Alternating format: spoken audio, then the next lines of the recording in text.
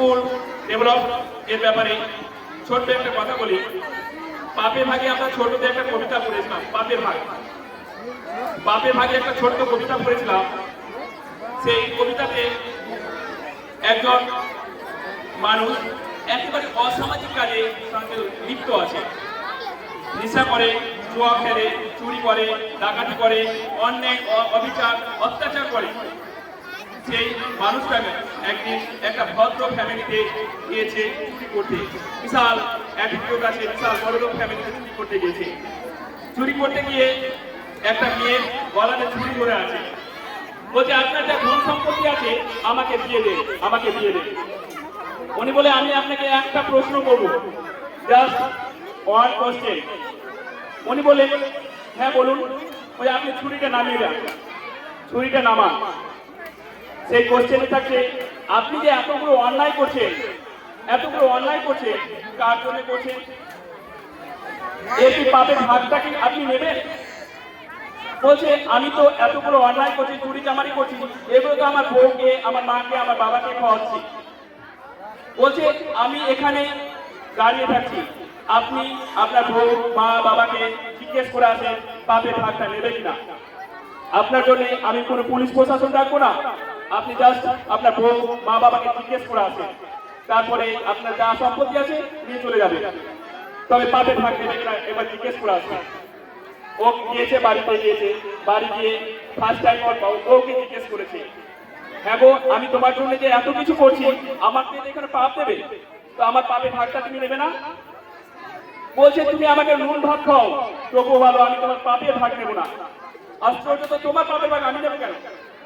এইরকম ভাবে মায়ের কাজ যাবে, তারপরে বাবার কাজ যাবে, সেম একটাই ভাষা আসবে, আমি তোমার পাপের ভাগ নেবো না। আমরা বর্তমানে যে ও তখন থেকে পরিবর্তন আসলো তার জীবনে, সে তখন চলে যাবে বাড়িতে, মানে সেই মানুষটার কাছে যাবে যে মহিলাটার কাছে ডাকাতি করতে গিয়েছিল। ওখান থেকে ও অনেকটা পরিবর্তন আসবে, সেসব কিছু ভুলে যাবে। আমরা এখন বর্তমানে স্কুল চালাই, অনেকগুলো বেসরকারি স্কুল বুঝিয়ে উঠেছে। স্কুল চালাতে গিয়ে আমরা দেখি অনেকগুলো পাপ করি, এর বিবাদ ও করে, ওর বিবাদ ও করে, একটা পর একটা বিবাদ করি। আমরা বলি জিএস পাবলিক স্কুলে পড়াশোনা ভালো হয় না, জিএস পাবলিক স্কুলে মাস্টারগুলো ভালো নয়, জিএস পাবলিক স্কুলে নাচ গান হচ্ছে, জিএস পাবলিক স্কুলে মোটেই ভালো পড়াশোনা হচ্ছে না।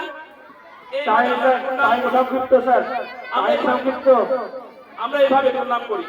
যদি আমরা এইভাবে দুর্নাম করি তাহলে এটা কি পাপ হচ্ছে না? আমরা কি পাপ করছি না? তা আমি কার জন্য পাপ করছি? আমার ছেলে, আমার মা, বাবা, এদের জন্য তো আমি পাপ করছি। বলার উদ্দেশ্য হচ্ছে এদের জন্য তো আমি ইনকাম করছি, তাই না?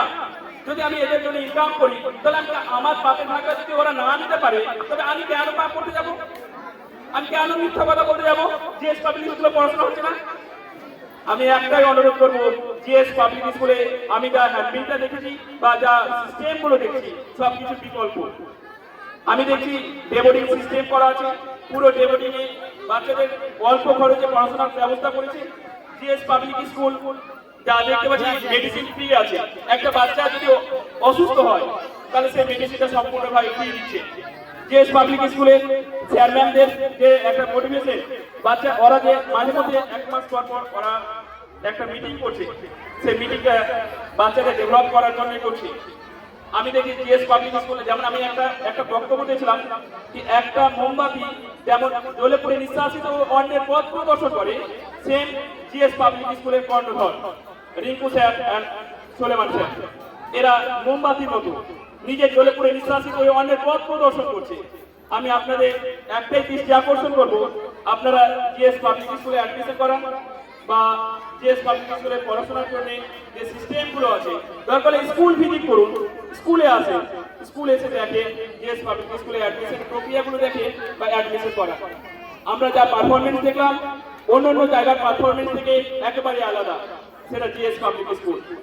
আমি মনে করি আপনার ছেলে মেয়েদেরকে মূর্খ না বানিয়ে, অশিক্ষিত না করিয়ে আমরা যদি মনে করি আমার ছেলে মেয়েকে শিক্ষিত করবো বা শিক্ষার চরম শিখরে পৌঁছে দেবো, তবে আমি একটাই মনে করবো আপনারা অ্যাডমিশন করান জিএস পাবলিক স্কুলে।